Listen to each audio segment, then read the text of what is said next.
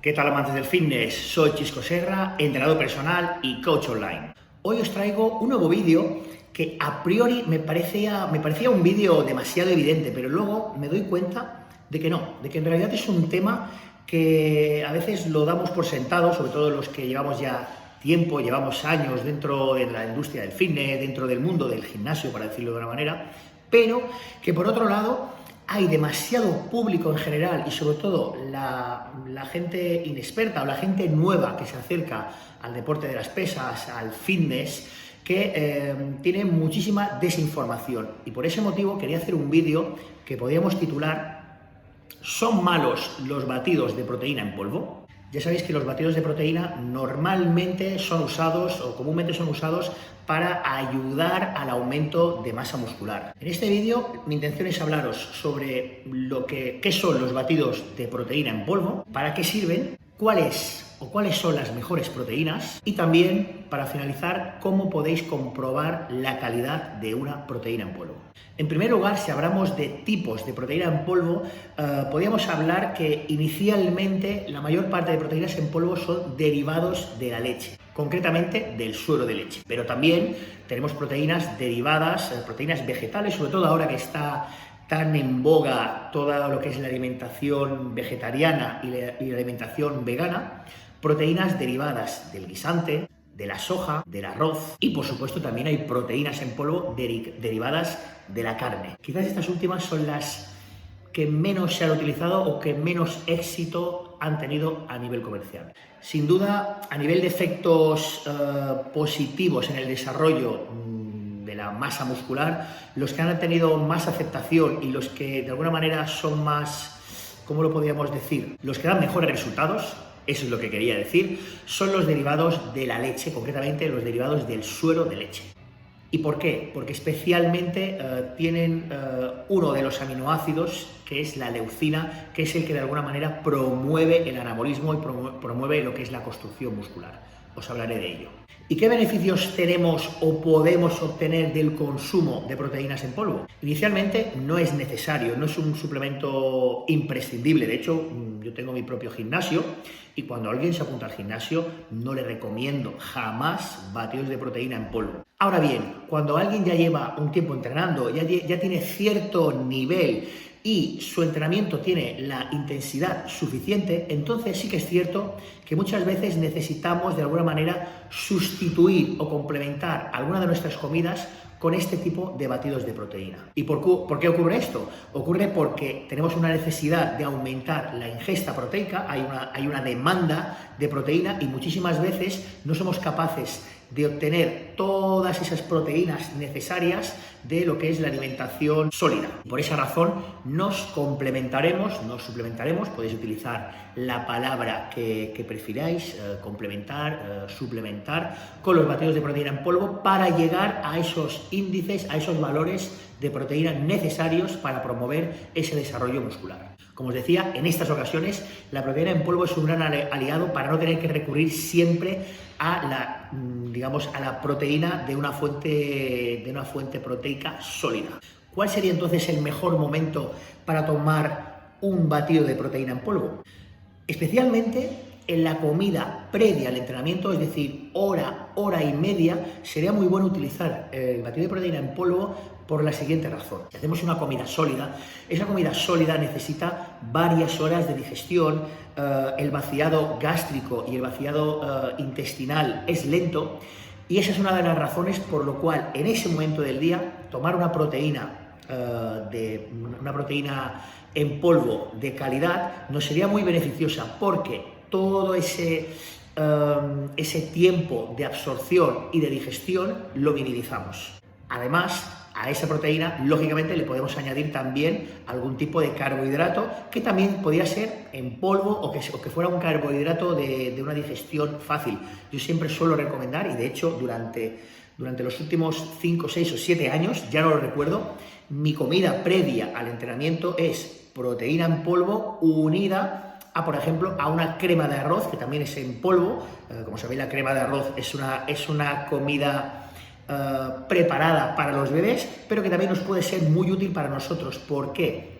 porque la digestión de esa crema de arroz y la digestión de esa proteína en polvo, que además la podemos tomar gracias a los grandes sabores y a cómo ha mejorado la suplementación deportiva en los últimos años, lo podemos tomar todo junto, nos permitirá hacer una comida copiosa, con la cantidad de proteína y de carbohidratos necesarios, sin tener que pasar todas esas horas, como os decía, de digestión, de absorción y de vaciado intestinal. Además, la proteína en polvo nos ofrece un entorno anabólico favorable. ¿Qué significa un entorno anabólico favorable? Significa que se estimula la vía metabólica, que además es la vía anabólica emetor, que esa es la vía por la cual el cuerpo, el organismo humano, de alguna manera promueve la producción de masa muscular. Y eso ocurre especialmente gracias al aminoácido leucina. Y por otra parte, ¿cuáles serían los contras de la proteína en polvo? No es nada nuevo la preocupación de los padres, más de las madres incluso, pero bueno, de los padres en general, no quiero ser machista en este sentido, todo lo contrario, la preocupación de los padres cuando el hijo adolescente se apunta al gimnasio y de alguna manera en el gimnasio le recomiendan tomar proteína en polvo. Gran parte de esa preocupación por parte de los padres es por ignorancia, por todo lo que estamos diciendo, el no conocer lo que significa una proteína en polvo, el no tener la información necesaria, hace que de alguna manera nos asuste y lo descartemos dentro de lo que sería un hábito totalmente saludable, siempre y cuando se utilice de la forma correcta. Además, quiero aprovechar para tranquilizaros a todos los que me estáis escuchando, porque realmente cuando hablamos de cantidades de proteína en general, una persona normal, evidentemente, necesitará menos proteína, pero una persona que hace deporte, que entrena, ya sea para hipertrofia, que hace CrossFit o que hace algún tipo de deporte de alta intensidad, necesita unos valores de proteína más altos que la norma, y esos valores, y no lo digo yo, lo dice la comunidad médica, y cuando digo la comunidad médica me refiero a la comunidad médica seria, a la que ha estudiado todos esos factores, como por ejemplo el doctor Antonio Hernández, que muchísimas veces lo cito porque es una persona con la cual he tenido el placer de trabajar, pues recomiendan de 2 a 2,5 gramos por kilo de proteína al día, por kilo de peso de proteína al día. Lógicamente, y repito, en una persona que practique deporte, esa cantidad de proteína, como ya he mencionado al principio, muchísimas veces es difícil, incluso no es totalmente sano tomarla de fuentes proteicas sólidas. Y, por lo que hemos hablado del tema de la digestión, los batidos de proteína en ese momento serán de una utilidad inestimable. Por supuesto, existen incompatibilidades. Lógicamente, por ejemplo, una persona que sufra una insuficiencia renal crónica, lógicamente los batidos de proteína podríamos decir que quedarían descartados, pero no solo los batidos de proteína, sino que la ingesta total de proteína en general debería bajarse al mínimo. Y de hecho, en esos casos de personas que sufran de esta insuficiencia, de esta enfermedad, lo ideal sería incluso llegar a sustituir la proteína, y no solo la proteína en polvo, sino la proteína en general, repito, porque hablamos de proteína en general, por aminoácidos esenciales. Los aminoácidos esenciales, de alguna manera, no necesitan esa digestión, no crean un aumento tan elevado de nitrógeno, y eso hace que sean, en estos casos, muchísimo más sanos. Si os parece, tengo pensado hacer un vídeo sobre los aminoácidos esenciales, pero hablaremos de este tema un poquito más adelante en otros vídeos. Otro contra que sí que tendría el uso de batidos de proteína en polvo es pensar que más es mejor o dejarnos llevar por el marketing. Es muy típico las casas de suplementación deportivas contratar o patrocinar al atleta de élite, al atleta de moda que aparece con el bote de proteína, y pensamos que si nos tomamos una gran cantidad de batidos y cuantos más mejor, nos pondremos como ese atleta o esa persona o ese influencer al que admiramos. Eso es lógico que no tiene ningún sentido, pero creedme que se cae en esa trampa muchísimas más veces de las que nos pensamos. Por eso, una de las famosas frases que siempre utilizo es que más no es mejor, sino que mejor es mejor. Y en este caso, más proteína no es mejor. Necesitamos una cantidad de proteína óptima. Hay unos valores genéricos, pero luego esos valores deberían personalizarse porque cada persona funciona de una manera diferente. Yo, por ejemplo, os pongo mi caso concreto, he descubierto que consumiendo una cantidad más moderada de proteína de la que tomaba años atrás, funciono muchísimo mejor a todos los niveles y además eso me permite aumentar los carbohidratos y pasar menos hambre, menos ansiedad y mantenerme en mejor estado de forma. Y otra contra que podríamos encontrarnos dentro del uso de los batidos de proteína en polvo sería la calidad. Pero, si os parece, este tema lo dejamos para el final del vídeo, donde hablaré de cómo, de alguna manera, discernir sobre la calidad de un buen o un mal batido de proteína en polvo. Y si hablamos de tipos de batidos de proteína en polvo, ya hemos comentado que la gran mayoría eran derivados del suero de leche, del suero de leche, aunque también había proteínas veganas, derivados de glisalte, etcétera. Y voy a centrarme, si os parece, precisamente en los que son derivados del suero de leche. En primer lugar, encontraríamos la caseína o el caseinato, que es una proteína de absorción lenta que nos puede ser muy útil en algunos momentos del día, como por ejemplo por la noche, porque el tomarlo por la noche después de la cena, junto con la cena o después de la cena más tarde, nos hará que esa liberación lenta de los aminoácidos de ese caseinato pues nos mantengan en un estado anabólico durante toda la noche y no solo en un momento concreto del día. Eso es una de las ventajas, yo la uso en cantidades moderadas, después de cenar junto con un yogur, incluso con un poquito de grasa, unos frutos secos, pero tiene la contra de que la caseína se tolera peor. Hay muchísimas personas que no la toleran bien y que lógicamente la digestión es mucho más lenta y también más pesada, con lo cual no todo el mundo puede tomar caseína o muchas veces no es que se pueda tomar o no tomar, porque no hablamos de una alergia, pero sí que puede haber cierta intolerancia a la caseína y esa intolerancia también dependerá un poquito de la cantidad.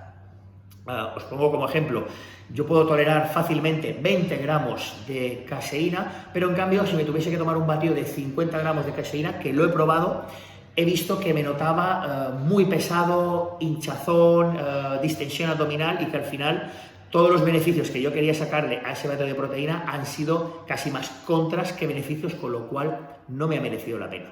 Y si nos vamos al suero de leche, dentro del suero de leche tenemos diferentes versiones. La primera versión que tendríamos sería el concentrado, lo que se conoce también como la palabra en inglés, el whey. Tenemos que tener en cuenta que el concentrado es la primera parte, el primer paso del suero de leche y que contiene lactosa en gran parte, y muchísimas veces esa lactosa sí que provoca a muchísimas personas, a mí incluida, intolerancia y hace que ese concentrado nos siente pesado, nos siente mal, nos dé gases, nos dé hinchazón, nos dé malestar. Si sentís tomando una proteína algunos de estos efectos de lo que os estoy diciendo, es porque esa proteína es un concentrado o tiene gran parte de concentrado, aunque a lo mejor el etiquetado o el embalaje os muestre lo contrario, de ahí la publicidad engañosa, o simplemente que esa proteína no os sienta bien porque el concentrado que lleva no os sienta de la forma óptima que vuestro cuerpo agradecería. Luego tendríamos, si a ese concentrado lo escurrimos de alguna manera, le sacamos más calidad, pasaríamos al aislado o a lo que es, el nombre en inglés sería el isolate, que es el más común y el que más se consume. Yo, de hecho, es el que más consumo y también el que más recomiendo. El aislado, el isolate, pues me trabo muchísimo con esta palabra. Yo tengo un bagaje de palabras y conceptos dentro del cuerpo, de la cabeza, que a veces no es tan fácil hacer el vídeo, dirigirme a vosotros, mirar el puntito y no perderme por el camino, porque además no tengo guión en este caso. Pero como os decía, el aislado es un concentrado más filtrado, donde ya no existe la lactosa, o si existe en pequeñas cantidades, prácticamente trazas, y también tiene muy poquito colesterol. Las cadenas peptídicas del aislado cada vez son menores y eso hace que la absorción sea muchísimo mejor y evitemos todos esos problemas de los que antes os he comentado, de dilatación abdominal, ardor, malestar, flatulencia, etc. Por esa razón siempre insisto, a mis clientes o a las personas que me preguntan si compráis una proteína ISO, un aislado, y os provoca todos esos problemas de los que os he hablado, es porque de alguna manera os están dando gato por liebre. El aislado es una proteína fundamental para tomarlo justo después del entrenamiento, debido a que su absorción es bastante rápida. De hecho, el concentrado no sería idóneo, por todo lo que hemos hablado, tomarlo después del entrenamiento, pero el aislado sería ya óptimo. Y luego pasaríamos al tercer nivel, que sería el hidrolizado. El hidrolizado es la máxima calidad de una proteína del suero de leche, no contiene nada de lactosa, nada de colesterol, y sus cadenas peptídicas son bipéptidos y tripéptidos, es decir, cadenas muy pequeñas de solo 2 y 3 aminoácidos. Esto hace que lógicamente se absorba muy, y digo muy, con la boca muy abierta, muy rápidamente. La calidad del hidrolizado precisamente vendrá en función del número de cadenas bipéptidas y tripéptidas, y eso puede variar desde un 8, un 10, un 12%, que sería, bajo mi punto de vista, un hidrolizado de baja calidad, a un hidrolizado de máxima calidad que podría llegar a un 30 y un 40% de cadenas bipéptidas y tripéptidas. Y finalmente, ¿cómo podemos verificar si una proteína en polvo es de buena o no buena calidad? Bueno, en primer lugar está la parte de marketing. Si esa proteína pertenece a una casa consolidada, una marca que lleva 10, 20, 30 o más años en el mercado, por norma general esa marca habrá pasado las 1000 y una, habrá pasado controles de calidad, controles por parte de sanidad, incluso a lo mejor en algún momento habrá tenido alguna multa por no haber hecho las cosas bien, y de alguna manera se ha ganado una buena reputación, porque todo ese bagaje de años de alguna manera hace que se hayan tenido que poner las pilas y realmente tener un producto de calidad. Eso no significa que una proteína, porque tenga más tiempo en el mercado, sea de mejor calidad, no lo estoy diciendo, pero sí que tenemos más posibilidades a enfrentarnos a una nueva marca que aparece como un torbellino en el mercado, que ofrecen unas ofertas descomunales, unos descuentos, etcétera. Yo personalmente, amigos, y no estoy aquí para hacer publicidad de ninguna marca, de hecho no he mencionado ninguna, ni la voy a mencionar en este vídeo porque no es la intención, pero sí que de alguna manera me alejaría o despreciaría a cualquier marca que haga una gran oferta, porque las materias primas tienen un precio, eso es lo que cuesta. Y cuando tenemos unos precios demasiado bajos, en referencia a lo que es un precio de mercado, yo desconfiaría, pero eso lo podemos aplicar a cualquier producto, no solo a una proteína en polvo, lo podemos aplicar a cualquier cosa que compremos en el mercado. Cuando algo es demasiado barato, ¿qué queréis que os diga? Yo desconfiaría. Luego, por otra parte, ya no hablando de marketing, sino hablando de calidad como tal, tened en cuenta que hay 2 fuentes de proteína realmente con su sello de calidad, que son, por un lado, Glanbia y por otro lado, Arla. Entonces, cuando compréis una proteína, fijaros si llevan uno de esos 2 sellos de autentificación para saber que realmente las materias primas son de máxima calidad. Y luego también otro truquillo es fijarse en el etiquetado de la proteína si lleva el aminograma, es decir, qué cantidad de los aminoácidos lleva por cada 100 gramos. Teniendo en cuenta que sería imprescindible que una proteína de calidad lleve una alta cantidad de aminoácidos ramificados, tanto como un 20% deberían ser aminoácidos ramificados. Y de ese 20%, lo ideal sería que un 10% fuese leucina. Si tiene menos cantidad, bueno, pues empezad a desconfiar, aunque sea solo un poco. Hay muchísimos trucos que utilizan los laboratorios para, de alguna manera, abaratar costes, y es eliminar parte de esos aminoácidos ramificados y compensarlos con otros aminoácidos como la taurina, la creatina, etcétera, que son aminoácidos de un coste inferior y que de alguna manera abaratan el producto Y tienen un truco, y es que encima cuando se les hace algún tipo de prueba en laboratorio, los niveles de nitrógeno salen altos, pero realmente la calidad de la proteína que estamos comprando no es la óptima. Imaginaros cuando vais a comprar un bote de proteína que os pone enriquecido con creatina. A ver, la proteína de suero, un aislado de suero, no tiene que estar enriquecido con creatina. Tiene que tener proteína con los aminoácidos esenciales, con los aminoácidos ramificados y con la cantidad óptima de leucina. Punto pelota. Si luego esa proteína está enriquecida con enzimas digestivas o con algún tipo de producto que ayude a la absorción, perfecto, genial. Es un añadido que además nos podrá dar un plus de calidad. Pero, repito, cuidado con los enriquecimientos porque muchísimas veces es un engaño. De hecho, también otro engaño que se me estaba olvidando es el introducir colágeno dentro del batido de proteína por los mismos motivos. El colágeno, de alguna manera, también hace que esa materia prima es más económica que el meterle aminoácidos ramificados de calidad.